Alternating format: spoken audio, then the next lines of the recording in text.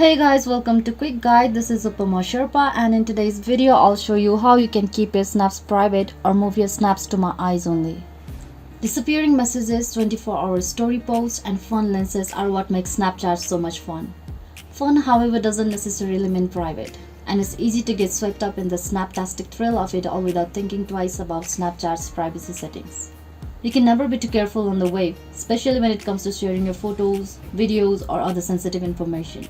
That's why Snapchat has a feature that you can move your private snaps saved in your memories to my eyes only. Now this feature allows you to save snaps before you send them to anyone or save stories of your own that you already posted. All you have to do is tap the cast icon below the camera button to view the collage of all the snaps you've saved, which is convenient for showing them to friends you are with in person. But you may want to keep some saved snaps private.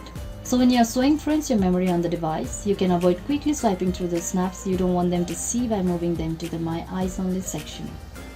Now to do this, you just have to watch this video very carefully and follow these simple steps. First, go to the Snapchat application on your mobile device, then locate and tap on it to open.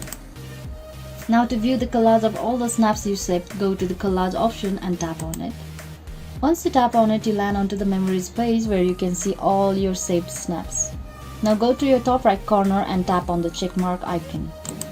By tapping on it, now you can select the snaps you want to make private.